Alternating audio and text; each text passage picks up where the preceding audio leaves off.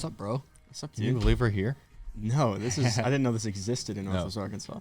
It's taking a lot to get used to. Mm-hmm. It's the headphones, and it feels like I'm in a Air Force plane. Or, I mean- yeah, it's like flying, and like having the oxygen. You know what I'm talking about? Mhm. Where you're like Mhm. talking across the sky. No, it feels like we're in a helicopter together. Yeah. It's really This is trippy cool. hearing yourself talk to yourself. Exactly. Yeah. Well, what have you done today? Today was an interesting day. I had a meeting. We're doing a time capsule, and have you heard of Bristol Farms in Los Angeles? No. We're doing a project out there for one of my clients where we're building like a giant. They're a water bottle company. We're building a giant water bottle, and then people get to fill out a note for themselves a year from now and put it in the bottle. Nice. So we had to plan that today. Wow. Is that Gen Z water? Yeah. Nice, man. Yeah. And so, were you designing the water bottle itself? Well, we have to design the big bottle, and so we have to morph they have a really cool, interesting bottle design, so we have to morph it to fit that bottle. I wanted it to be like 6 feet tall, but we weren't able to get that last minute, and so it's about yay high, and it'll be kind of cool once it's there. That's for cool. real. Yeah. How many notes do you think will be in it?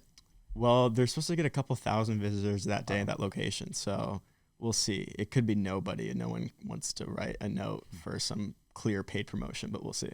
Nice. Yeah. That's cool, man. I think it'll do well. So I didn't know you're still working with Gen Z too much. I know they got bought Mhm. out by Langers. Yeah, I'm working with their client. I mean, they're my client, the parent company. And so I'm their minion for any of their marketing services. So Nice. Gen Z, their juice brands, any of that. You're their minion. I'm their minion. Yeah. I mean, my retainer has like a contract of what I'm supposed to work on and has nothing to do with Gen Z. But I mean, I act like I do all their marketing for like any mini projects I'm involved in it just a little bit. And so, yeah, I usually dabble in their other pet projects. Yeah. So I want to get to a point in your life in 2018. Is that when you started your first T-shirt business?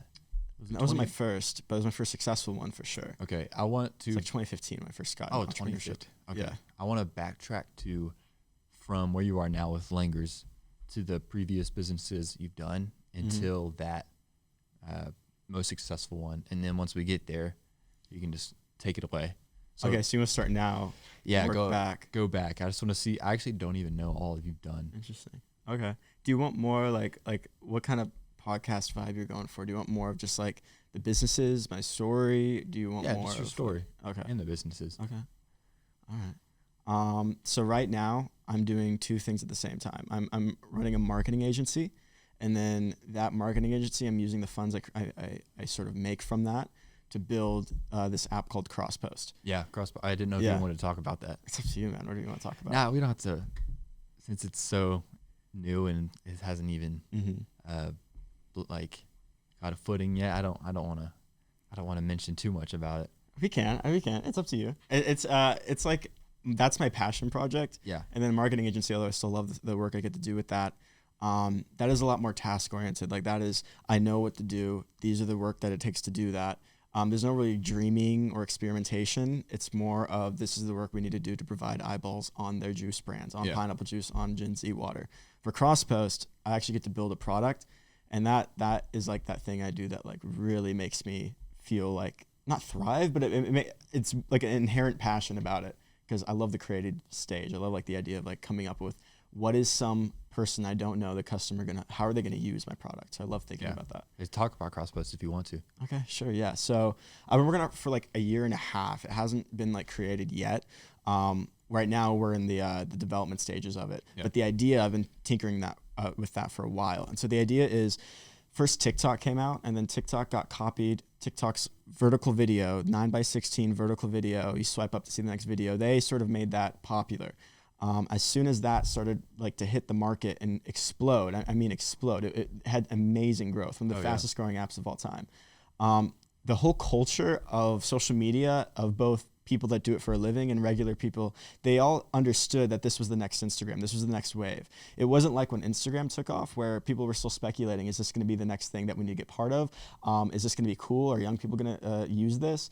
We already knew that it was going to be like that, how it was in the past. And so everyone, influencers, businesses, and then regular people, go farther back. Yeah, I think your channel's right over. Okay. Yeah, I'm trying to engage with you. Dude, yeah, This is I know. super cool though. I'm sorry. You got too passionate.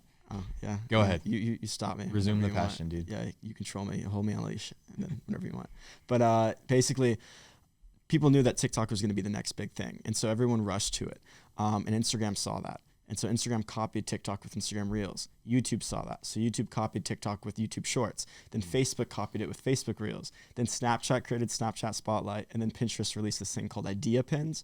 And they're all the same format, 9:16 vertical videos. And so if you're a creator now, the more places you post on, the better, the more reach you can have. And so you're seeing these creators that are posting 3 to 4 times every time they make one video on each platform to get the maximum amount of reach.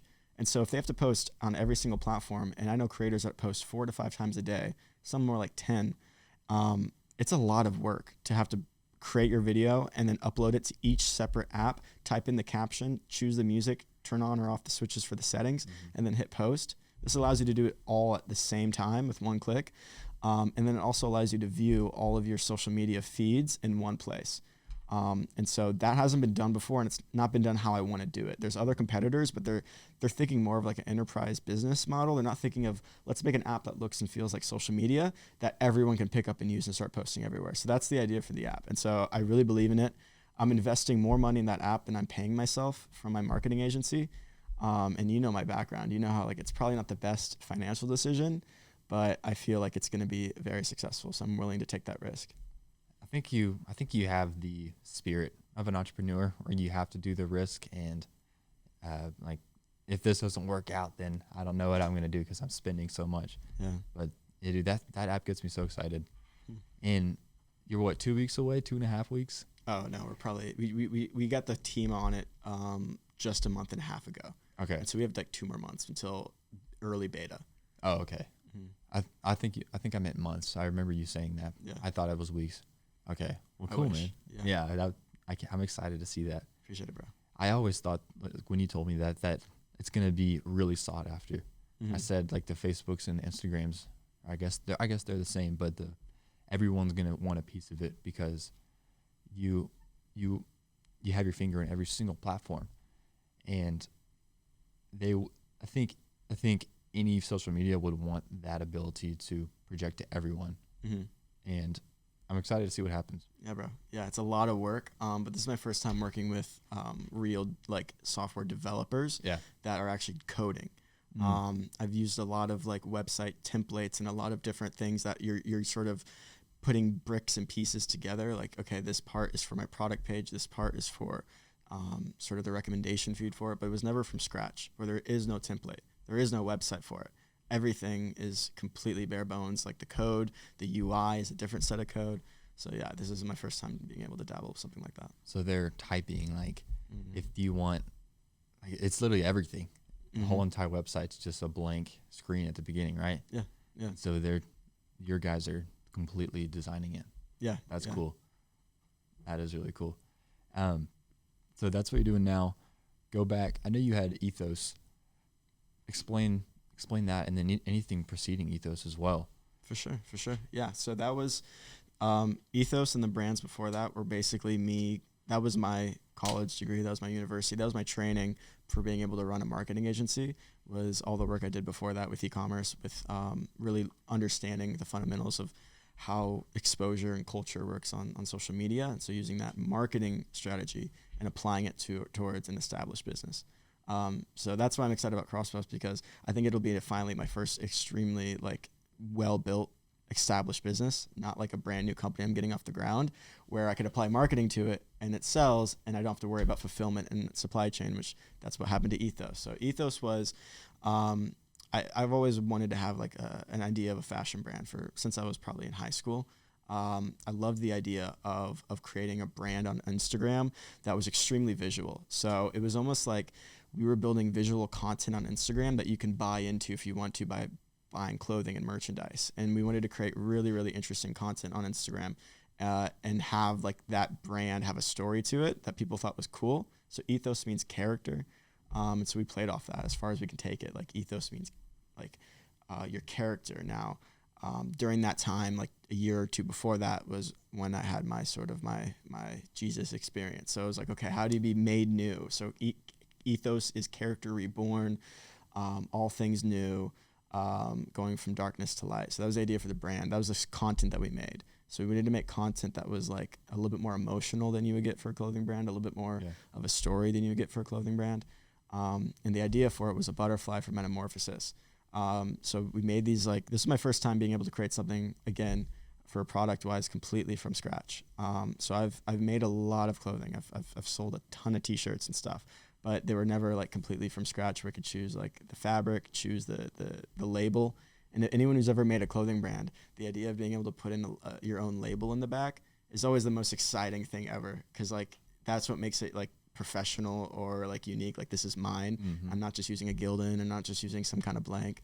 But this was like way more than just a label. It was like, what kind of stitching do you want on the hem for the cuff to the actual like rest of the fabric? How wide is the hood part going to be?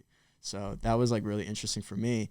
But long story short, we bought way too much product. COVID happened and we had to go from a whole set of collection of products to just one product. And it was the butterfly piece.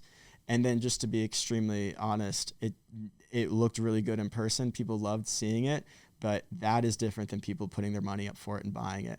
And people just did not buy it. People did not. I got so much traffic on that website, but the conversion rate was terrible. Yeah. So it just wasn't a winning product. And I had like thousands and thousands of units just in boxes, just stagnant. Yeah. And so, that was the main reason it didn't work out. But also our costs got so high and turnaround times got so long because of COVID. It was only supposed to take like 4 to 5 months to create the product. It took us 14 months for actually delivery of product. And because so much money had to go to these things that were sort of set up, but not really paying yet, like there's no revenue yet, it was eating away our budget. Yeah. And so, but I learned a ton through that. And that was probably a very big stepping stone towards the agency. Yeah.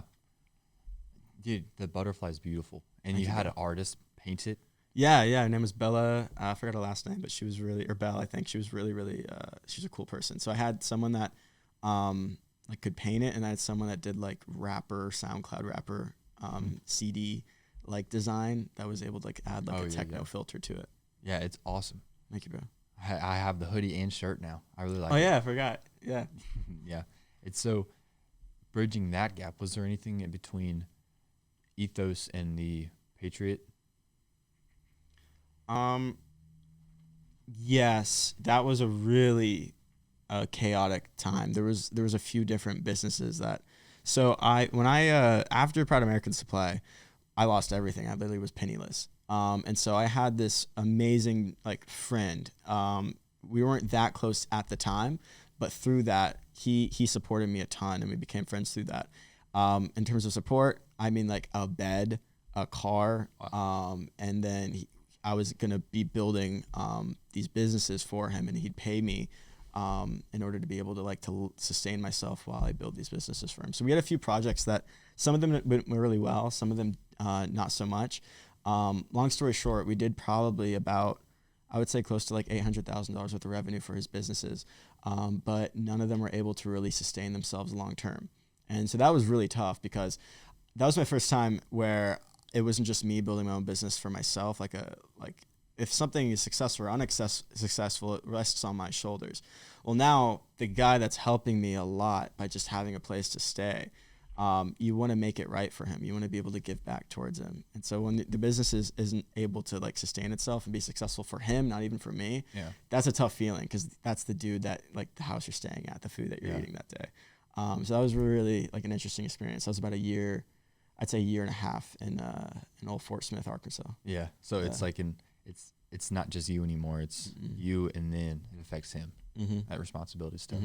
So yeah, there was a bunch of different businesses through that. They all had to do with really digital brands, branding, advertising, and then we would source products. It was a little bit of drop shipping, but it wasn't really drop shipping. It was mostly we would work with people that they made brandless product.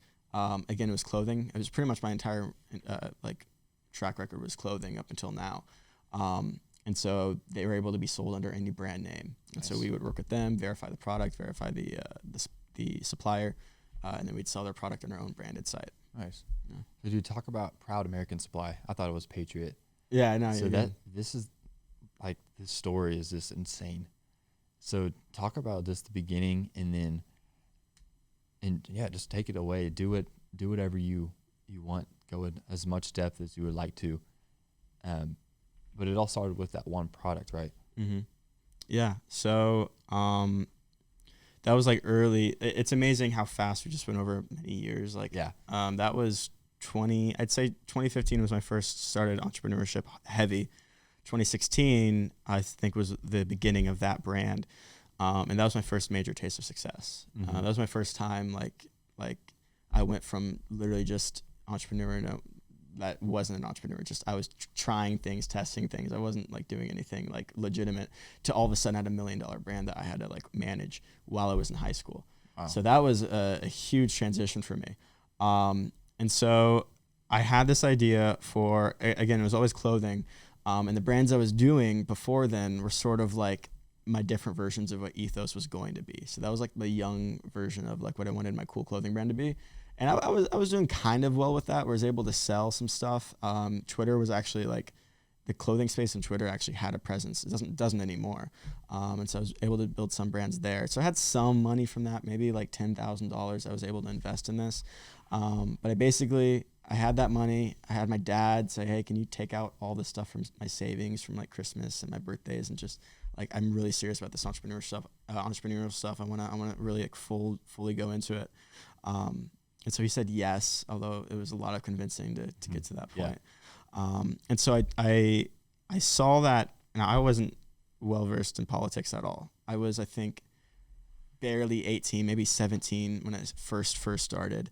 But Donald Trump was like ready to become president. It was still the election cycle, but it was pretty much 2016. That was his election year. Yeah. Yeah. And that was the whole shift of the whole like world in terms of young people being so involved in politics, like more so than they ever have been. That was really interesting. And so I saw that like there's something to this. And I was just learning about Facebook advertising at the time. Facebook advertising, it gets thrown around now. It was extremely different back in like 2016. Not a lot of people were doing it. I'm sure you've heard of the term drop shipping and Facebook ads. It wasn't a thing yet. I think it's cringe now just to say drop shipping and Facebook ads. I think like everyone sort of tosses that around. But this was like when it was first like on the scene. People didn't even know it. If you said drop shipping, nobody would know what that was. And so I was like really early on when Facebook ads were really becoming prominent for e-commerce brands. And so I was learning these skills via these past brands, and I was like, I can do this, and I need a product. I know how to make clothing. I think patriotic clothing would be huge for this. Yeah. And I saw these like I saw this ad for a patriotic T-shirt, and that sort of gave me the handbook of like, okay, so you need an American flag, you need to talk about God, you need to talk about guns, you need to talk about the Second Amendment, and then you need to talk about sort of like just patriotic messaging. Beer trucks. Yeah, stuff like that. I think the shirt that blew up said, I am politically incorrect. I don't bow my knee. Like I stand up for the anthem. I shoot guns. It didn't say drinking beer, but it did say stuff just about like God, family, and all that. Yeah. And so I saw it done really poorly, and like I can make a way better version of that. And so I designed like this, like really, like I spent so much effort and time trying to make the absolute sickest I am politically incorrect T-shirt. So I got this design. I found a website that had all these photos of different people wearing clothing that was blank. So I threw that design on that. I had no clothing. I've never even held the product yet. And I built a whole brand around that one shirt. And so I came up with the name Proud American Supply. I hired this dude in Ukraine to build a logo for it. And so like this dude had to build a patriotic American logo of like a bird, half flag, half title of Proud American Supply. And so I made the shirt, I put it out there, and it did really well early on. But then I was still learning Facebook ads at that point. And then I really started to test, how can I run a strategy on this? And finally, I think I cracked the code of Facebook ads. And it went from just like selling a few thousand units to I was selling tens of thousands of units every month. And it absolutely blew up.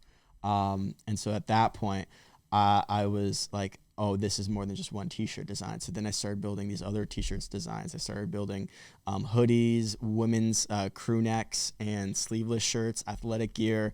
I started like just wrapping around this one T-shirt all these different products and trying to build an actual brand out of it.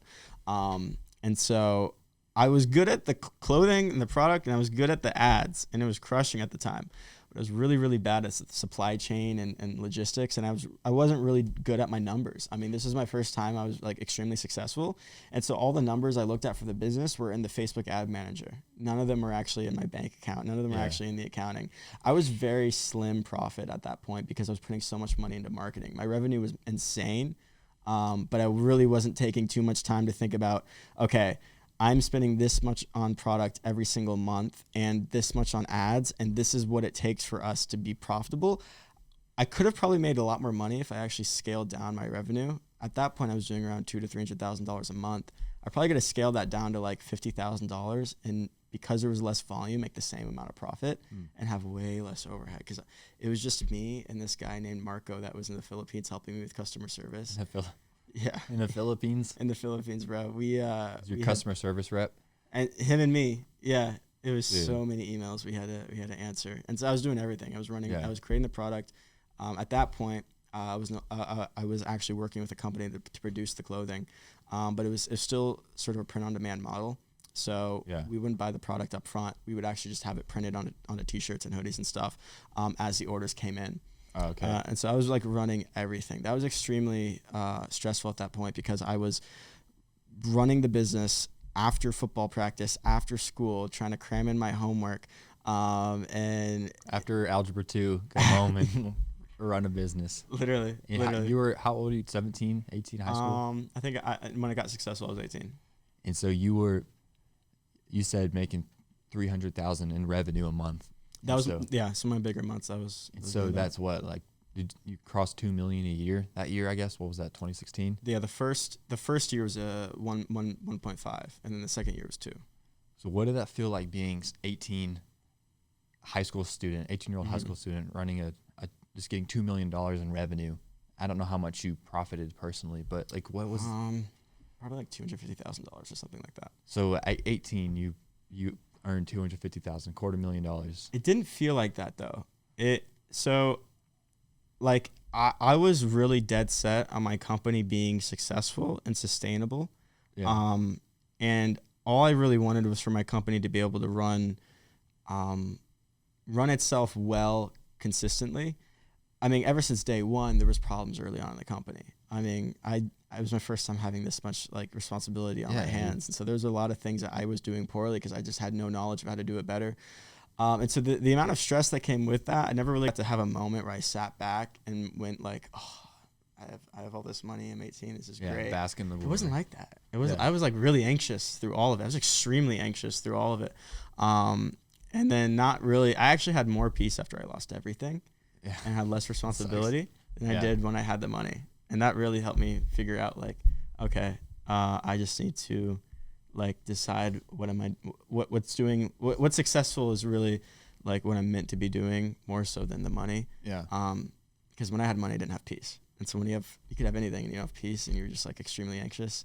Like there was one thing though.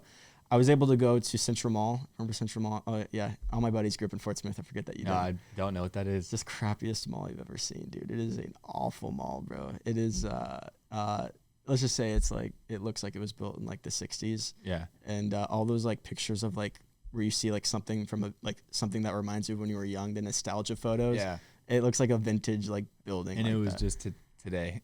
It wasn't in the past. No. It looks like it still was. But I remember I was like able to go there and like buy stuff without looking at the tags. Oh my god! So that was probably my biggest taste of like, hey, this is successful. And then I got the car. What car did you get? That was the Corvette. And so that was the second thing where I was like, okay, this is kind of nice driving the Corvette. So, what year was the Corvette? What year did I buy it, or what year was the car? Yeah, just both. 2018. I think I bought it I think I got the car early 2019. And was it like the stock one or? Yeah. Okay. Yeah. How much did you put down? Way too much. So my business crashed like 6 to 8 months after that. 6 to 8. Okay. So I didn't lose the money on the after the down payment, but I lost the down payment. I made no money on that. So it's $30,000. $30,000. And man, what I could have done with $30,000 when I lost everything. Oh my god. Was a lot. The answer to that question is like a year of life that I could have had. 30,000 and a down. Who knows what happened? Wow. At 18 years old. Yeah, I remember I walked into the dealership and they're giving me no time of day because I mean, a young kid. Bro, my hair was so bad back then. I had this short hair. I looked like a toothbrush. My hair was just straight up. And yeah, I didn't look like I was gonna buy a Corvette, and so they gave me and I remember I had to buy it online, so they shipped the car to the same dealer. And I pick up the car and I'm driving it out and I see the guy that wouldn't really give me the time of day out with his group of employees. And I was a little cocky at that moment. And so I roll down the window. I'm like, I forgot his name. I was like, hey man, got the car. And I'm not even joking, bro. It was literally like a movie. His face, I don't know if he was looking at me or looking at the commission that he missed out on. Oh my gosh. But his face went and all of his friends were kind of whoa, what is that? Or all the other employees. And then I drove off into sunset and Dude, bought the car. That is hilarious. Yeah. That's so stereotypical. Mm-hmm. I should not. It was a terrible financial decision. Yeah. I was not at a point where profitability was massive, and so I really probably should have been living off of $100,000 a year, putting away some of the money and then putting some of the money, using some of the money as a business expense or a business safety net. But 100,000 is just enough for you at 18. Just enough to sustain your lifestyle. Yeah. I wasn't living crazy. I never balled out. I never started spending in grotesque amounts of money on anything. Besides the Corvette. Besides the Corvette, for sure. Yeah, but no, I wasn't getting a ton of clothes. I wasn't really doing trips or anything like that. Yeah. So when did cracks start to show in the business? Technically day one, there was cracks. Yeah. My supply chain was the biggest thing. I needed to have that under control. And I never got it under control until it was too late. So basically, print on demand, there's a lot of moving parts. You don't have a product that's really high quality, ready to ship out to your customer. And so anything can happen between the process of I sold the product, the customer's been charged, but there's nothing to ship them yet. So that shirt has to be made, has to be printed, packed, and shipped out. And so it was very expensive to do that. The costs were pretty high, and you can't really go off of what's called economies of scale. You can't really have a ton of product that you're buying up front to get a cheaper cost, because the more you buy, the less it costs. In bulk, there's none of that. You spend a large amount up front, but it's ultimately much cheaper per unit. And so I knew that I needed to do that, which meant that I needed to actually create it again, like what I did with Ethos from scratch. I needed to go to a supplier, have them create tons of units up front, and then produce that clothing. So that was my idea of how I can really fix the business's profitability, as well as give a better customer experience. It took a while for these products to ship to customers, and that was the first cracks. A few customers, it would take them weeks to get their order. Yeah. And that is something I'm never going to do ever again. I'm never going to ship or create a company where the product isn't ready to go and I could ship it to them, because there's so many nightmares with the wait times hurting you. And so, there was wait times, and then customers would sometimes get a bad product, but it was very few. It was less than 1% of 1% of 1% of orders. But that was the slow residue of it. Back in the summer, either of, I don't remember the timeline, 2019, 2018, something like that. Okay. Those were the biggest months I've ever done. That was because I was trying to go out and actually get funding in order to buy hundreds of thousands of dollars worth of product up front in order to do it not on demand. Yeah. So to keep that level of revenue going, because my brilliant mind back then wasn't I should lower my revenue and then buy, because it takes 3 to 4 months to produce clothing for what would be just 2 months of fulfilling orders. It would take us 3 to 4 months to actually produce all of the clothing necessary. Get the large supply to do that volume. And then resume if you could. Yeah. Well, yeah, I mean, I was thinking of if we keep these same multi-six-figure months up every single month consecutively, then if it takes 3 to 4 months for us to make that clothing, then we need hundreds of thousands of dollars worth of clothing in order to keep up those. By the time we sell all of that clothing and ship it out, then we have to have clothing already coming in again. Right. And so to do that, you need lots of money up front to do that. Right. So that would exhaust pretty much all the money that I had in the business bank account in order to be able to sustain a couple months worth of revenue. And so I knew I needed just 70 to 100 grand in order to do that. And if that money came, it actually probably would have saved the business. It actually probably not saved it, but it would have helped the business tremendously, because then we could go off of print on demand.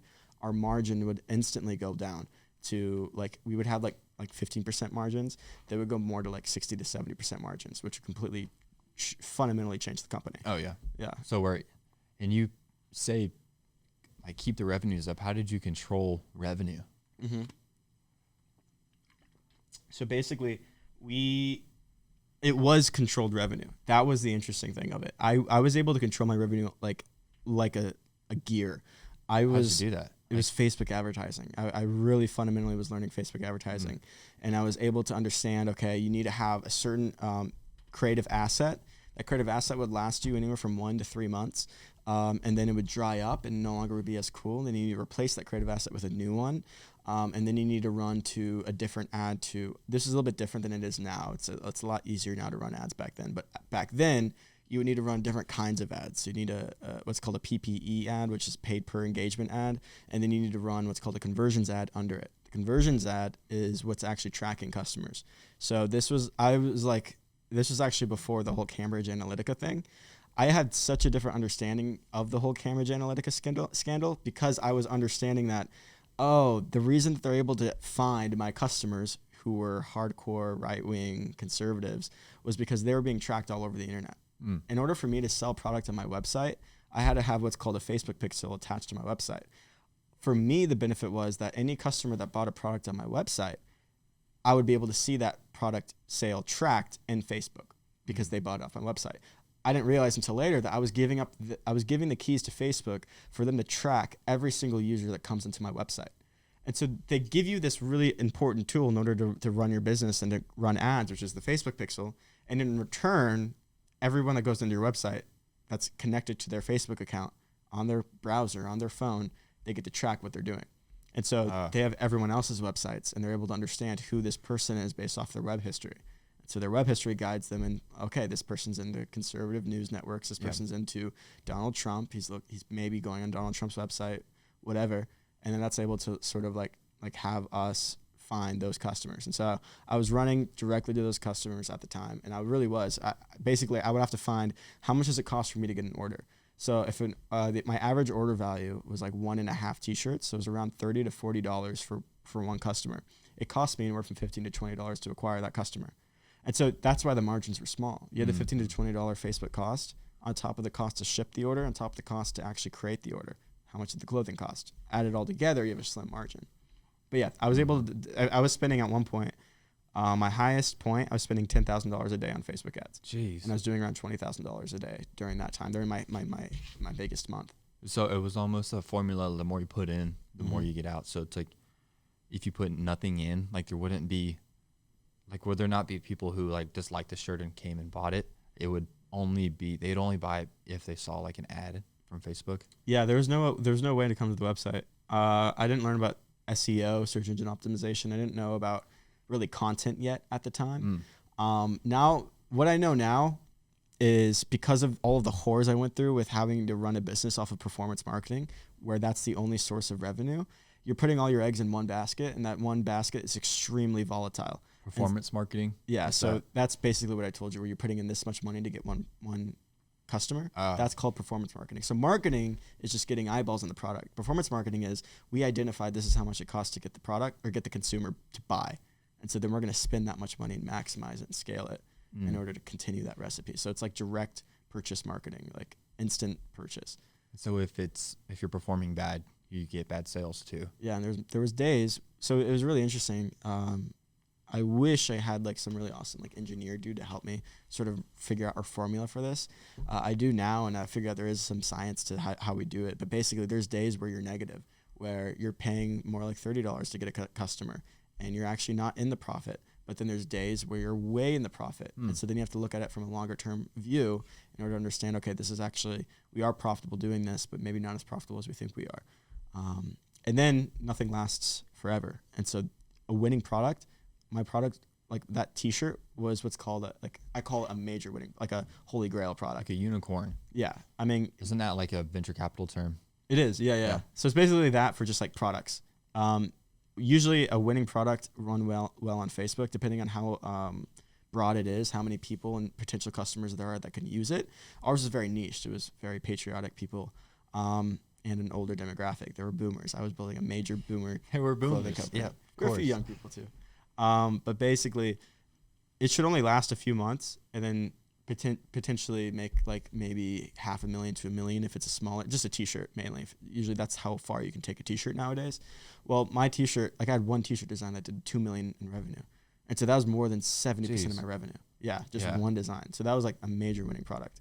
And so it's easier to run Facebook ads on products like that than on poor winning products. Mm-hmm. But if that product doesn't win anymore, then if it's your only product, it just goes south. Mm-hmm. Mm-hmm. Mm. Yeah, and that was so there's a perfect storm that happened just to get to the part where everything started to go bad. Basically, I went to every bank and funding method I could possibly go to. It was so many that I called up and so many that I went to, and even talked to a lot of potential people in the city. I remember one night I wrote down every person with money in my city in order to try to get funding, and I hit them all up. No way. Yeah, and I had a few meetings with people, but it was really funny. A saying you'll get a lot when you're talking to investors is, let me talk to my wife about it, which basically means that they don't want to be a part of it, but they don't want to say no just yet. Yeah. So a lot of wives were talked to during those meetings because I was just some 18-year-old with no experience trying to say, hey, can you make $100,000 check for this company? Basically, the angel investors didn't go forward, and then the businesses, the banks for a loan, they're really interested in me because of the actual statements I was giving them. I was giving them monthly bank statements with huge deposits. And so that consistent deposit was like allowing me to get into these meetings. But I was 18 at the time, had no collateral, had zero credit, and I didn't know any rich people. I had no people that could be able to back anything I was doing. Yeah. So it would be like 3 to 4 months wait time where they would go under the underwriting process and then come back and be like, hey, we'd like to be part of this maybe in a few years, but we can't right now. The business is too new. You're too young. And so I knew that I had to do it myself. So my idea I got a Corvette. That's my collateral and credit. Yeah, I'll give you the Corvette, bro, and like a bunch of T-shirts if it doesn't work out. Like, on-demand T-shirts. Yeah. And so I knew that if I couldn't get the funding to do it myself, or do it from them, I'd do it myself. But I did have this one meeting with this amazing man named Steve Clark.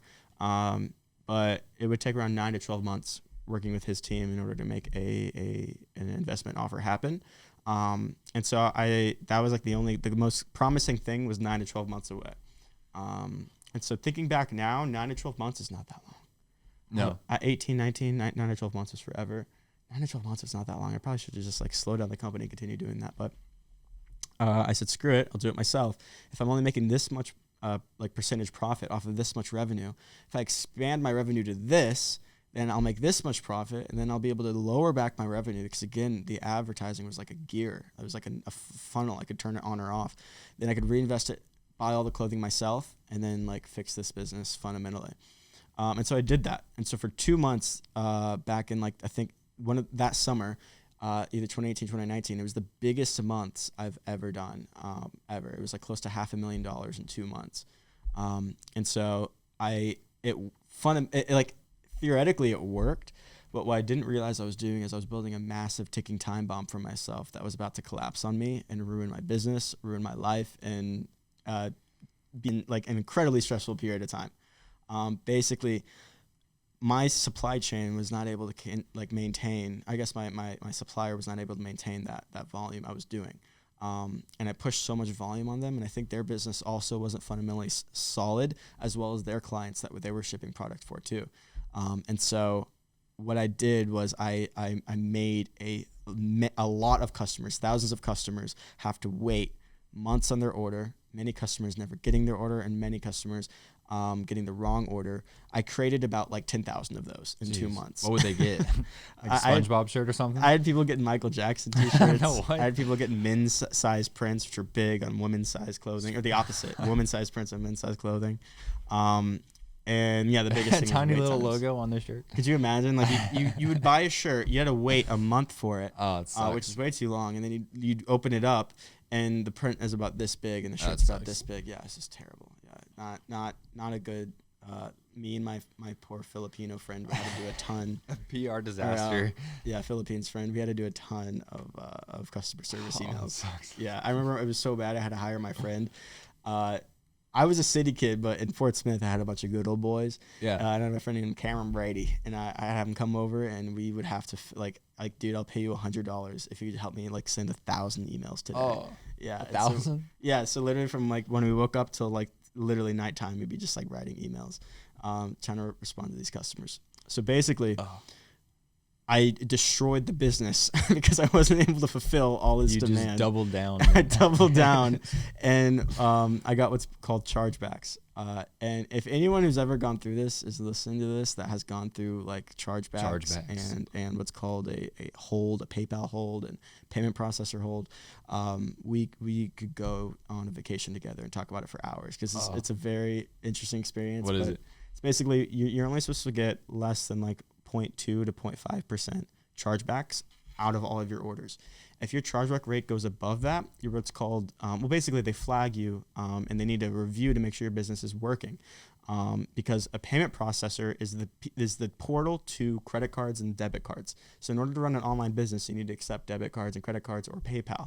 And so both PayPal and Stripe, Shopify Payments via Stripe, they're the payment processor, and they give you access to their tools in order to be able to sell to customers and accept revenue in order to have them swipe the card, and they send that money from their card to your bank account.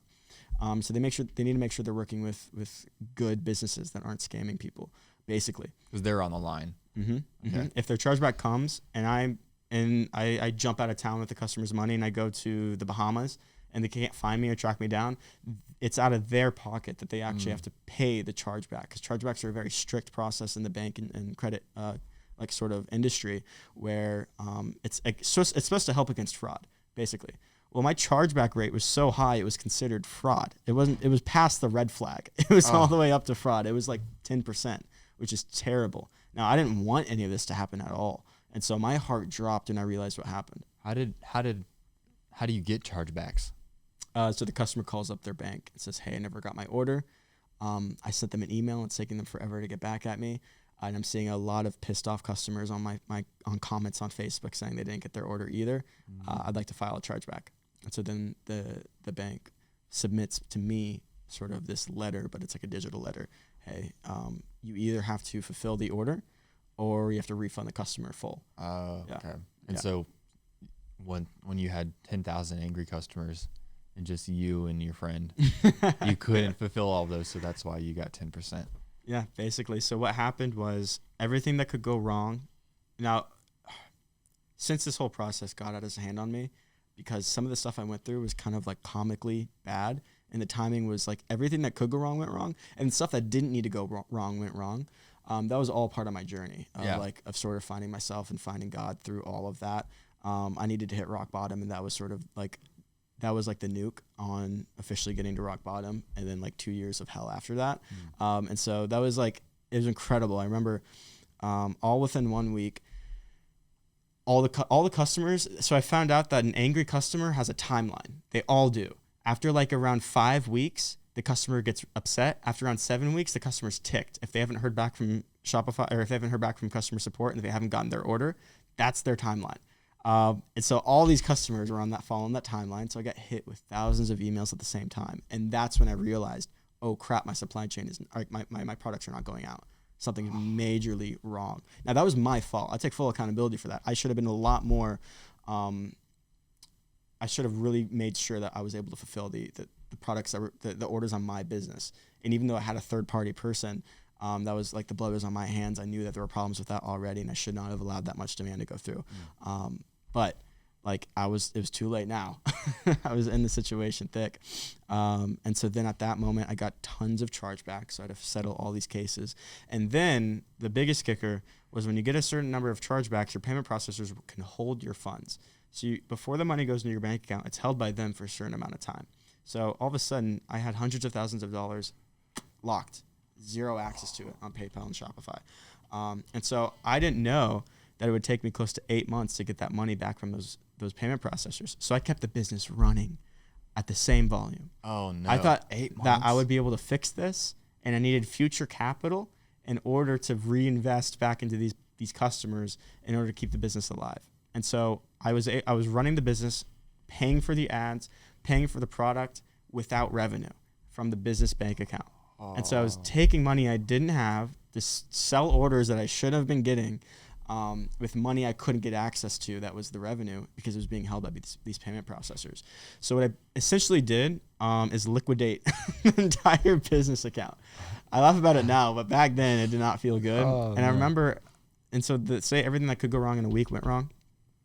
I remember that like 4 to 5 months prior, I wrote a check to the government for $50,000. Like that was like the taxes I had to pay. Oh, like the IRS. Yeah. Okay. Their government my government took their pretty time to cash that check.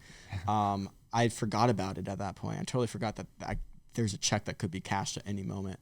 And I remember looking at my bank account one day, and after all of this happened, seeing the minus 49,000 something dollars, and I'm like, oh my gosh, I need that money. I could have filed an extension with the IRS if I knew that I would be in the situation now, but it was too late. No. And I don't think the IRS gives returns or refunds. So I was screwed. I was like, oh no. And then in that moment, that one relationship with Steve Clark, that I remember that like that week I went to him and I was just completely open. Like I was like, hey, this could have been a potentially good business investment. I told him everything. I'm like, now this is like, I need help. I don't know what to do. I want to make it right to all these customers. I think the business could still be successful, but I just made a hole for myself. I don't know what to do. And at that moment, he was potentially going to sort of be my silver lining and help me get out of the situation.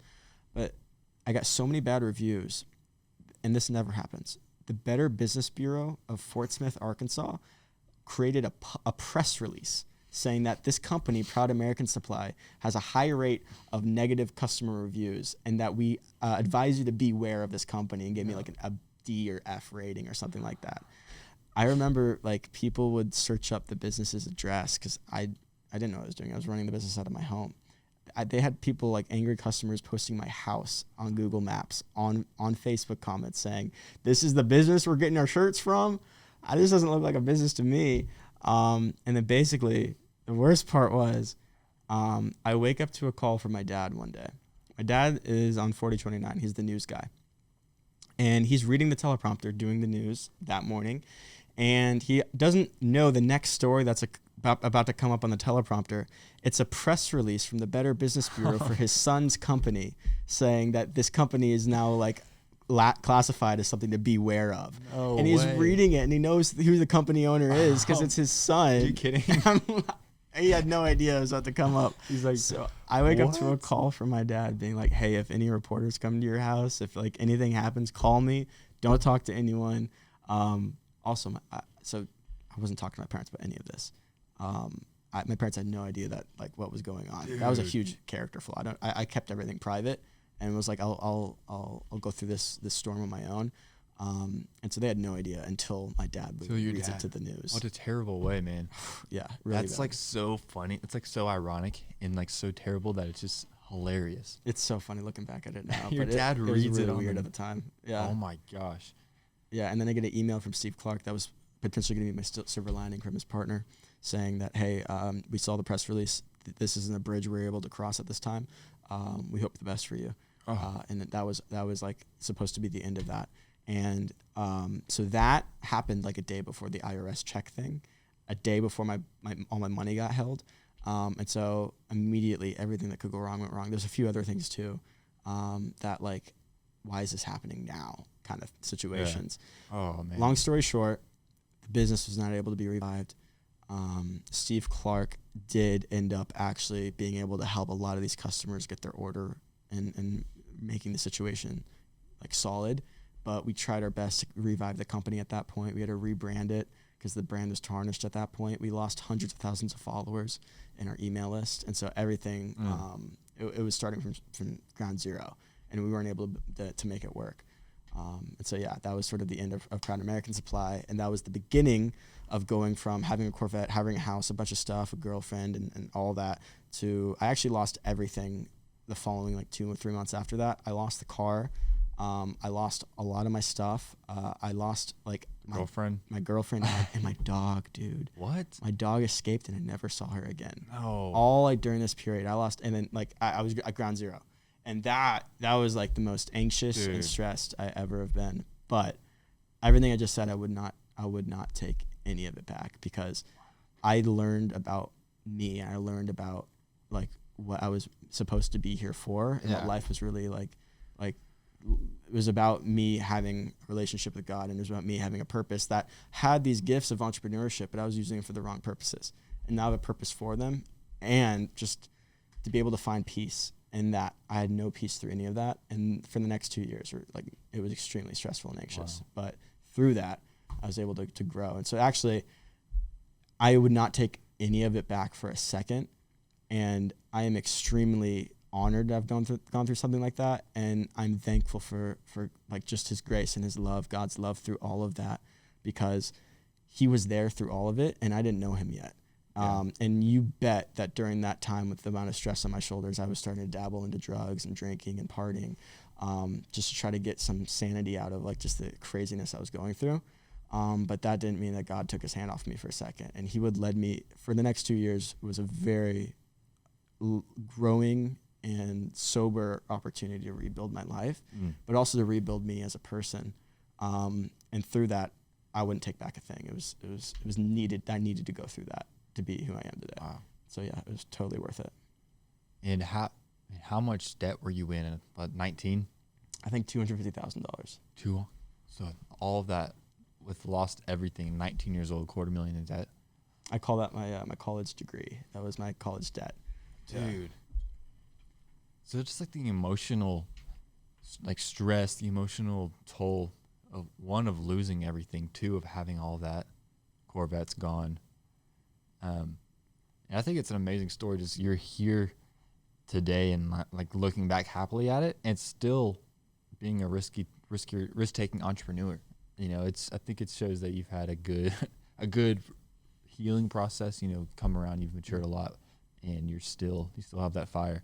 But dude, I couldn't imagine going through that as like a 35-year-old, like mature and like, but like 19, man, like what were your thoughts emotionally and how you kept going?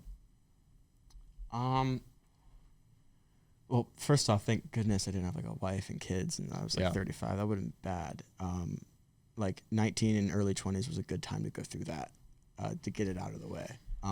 Everyone's got to get it out the way sometime. Yeah, You know? and I'm not afraid about. If I have to go through something like that again, I'm not worried about it. I understand how their God is and what that means. Like I will never leave you nor forsake you. Like that's a huge thing. Like no matter what, I have a brick wall of safety. I have a safety net of God, no matter what I go through. And so if I go through that again, it won't take the toll that it did. It just won't.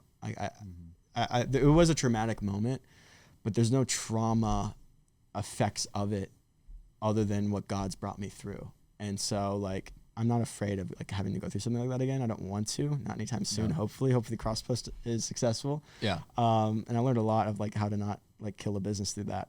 But I just remember driving everywhere was just, there was no calm headspace. There was no, like when you're just like casually in traffic waiting, there is no just like take a deep breath and just you're I'm not saying you're not like, you're not happy when you're just sitting through traffic, but you're not just desperately scared about what can happen next and have no sense of security in any way. And so there was no like quiet peace time. There was no like chill evening. Every evening was this stress. And I physically had to it was like the axe was already dull, but I had to keep going and using the axe because I had to keep the business from sort of dying out and rebuild after that. And so I still had to work insanely late hours. And so then I was just like physically stressed, but I was also emotionally just like extremely, it's the lack of peace is the biggest way to say it, just anxious physically. So you could feel the anxiousness, and that was like set for months and months and months. There was like days where it would go away, but it was a physical anxiousness in my stomach that just like was not going to go away until I was able to fix the situation. I've learned now that you don't pin your anxiousness off of the situation that you're going through, because it's life and anything can happen. You pin your anxiousness, you pin your worry on something that can't be undone, can't be changed, which is God. Yeah. And then you don't have to allow your feelings to be defined by what you're going through. You let your feelings be defined by God, who's a rock, who's like solid. So you don't have to fear anything like that. But I didn't know that at the time. So I learned that I was scared. I was a fearful, scared 19 and 20-year-old at that time. And so, that produced a lot of really negative traits out of that to try to cope through that. That's what it was like. Wow. But I'm not there anymore. Not there anymore at all. Yeah, God's been just beautiful through it. I really, that taught me what happiness was. That taught me what peace was. And so that's one of the reasons I wouldn't take any of it back for a second, because I'm like, okay, I know what it could be and it's not. And like, I'm thankful that I have something to compare. Even not the happy moments, just the mundane parts of life. It makes everything seem really, really good and fun. So even if I walk through that crappy Central Mall again, it would be doing the most boring things is the most fun now. Like the most mundane things are like exciting. Like just hanging out with you here at this podcast, like this is extremely exciting. And like little things are amplified in life by having to go through stuff like that. Wow, man. I'm glad you're excited to be here. Yeah, I really am glad awesome. you're excited. This place is cool. Yeah, dude. And you're a cool guy too, so you gotta make sure you gotta get your words in when you're have your story and your. I'm just happy to hear you, man. You know, because I could talk about myself all day, but eventually that gets tired. Probably in 30 minutes it'd get really boring. You have a very worthy story to be told. Just listening to it, I don't know anyone who even has a similar, even tamed down version of that. That's such a wild experience to go through as really a kid. You know, I feel like you feel like you were emotionally stunted because you never got out of high school. Like there was no transition because it was in high school and then when you started, and then you graduated, and then it still was going on after. So it was almost like there was never a break period of high school, summer, you know, and then I'm going to start this business and start my life. It was almost like here's my life at 17, and then like it's now. And do you think that during that time when it was operating till the time when it crashed, things weren't matured in you or things were stunted? It's a great question.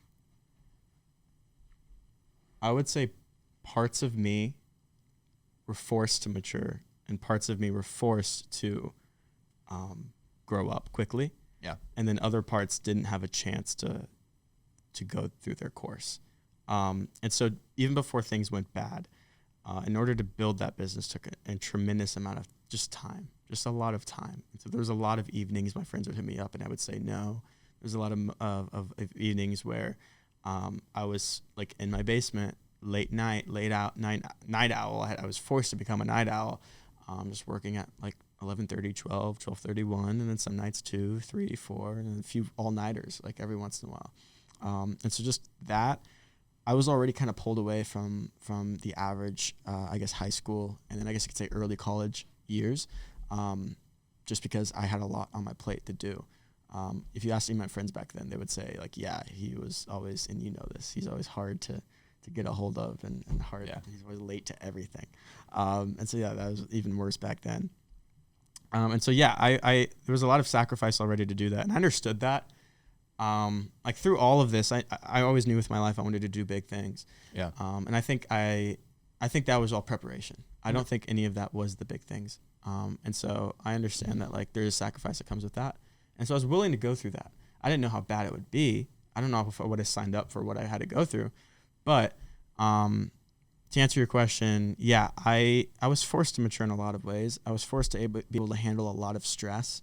It now takes a lot of stuff to sort of make me like off my game because of how much like you can handle when you're forced to handle it. Mm-hmm. But then, yeah, I regretted not having a ton of like I had a few close friends. But yeah, my social life definitely was stunted from this. My like relationships were definitely hindered. When you're trying to talk to someone and you're not present because your mind's over here and your mind is trying to put out these fires while you're trying to just hang with someone. Mm-hmm. Yeah, it was really hard being in the moment and present with people for sure. It robbed you of being just a young guy. Yeah. I got signed up for a lot of work and a lot of stress early on, and so like. Again, I wouldn't take any of it back, but yeah, there's parts where I look back and I'm like, okay, my friends got to like go travel, or a lot of them, I have friends that are married now, and like, yeah, we didn't have that. Yeah. And that's the life of an entrepreneur and a leader. any position of leadership, there's a lot of sacrifice. And so that's why I think some people it's a benefit to just live your life as a kid. It's like there's nothing wrong with not being a 20-year-old superstar. And like I think there's a beauty in going through natural stages, enjoying your life, not stress-free, but without unneeded interferences. And then when you're 25, maybe get married, introduce some stress. I mean, that's just going to come with as you increase in your life. But then 30, get more, and then 35, maybe own a business. And then at that point, you say, okay, I'm willing to accept these sacrifices that it takes to run, let's say, $2 million business. And you've already experienced life to where it doesn't, or one, you're a whole person, and then two, you're not wishing to do anything else because you've already experienced the 20 early 20s, late teens, late 20s, and then it just keeps on growing and growing. That's why I think, not to switch it up completely, but I look at the politician Vivek. You know him? Oh yeah. He's like 39, cool. Right? Mm-hmm. And I know he could handle it. Like I actually really don't know him, but I know John Kennedy and Theodore Roosevelt. Roosevelt was 43, and so was Kennedy, and they were great presidents in their own sense. But that doesn't mean that they should have been forced to handle the most stressful job in the world. And I think there's a good thing about being an older leader. Yeah. I love it, I'm man. not too sure. Yeah, man. Well, I think we got our time. Okay. So, dude, thanks for coming on. Yeah, bro. This is awesome. This is a great experience. Yeah, thanks for sharing your stories. And I'm looking forward to another time. All right, bro. You want to go hang out? Yeah, bro. Let's go hang. Alrighty. All right, bro. See ya.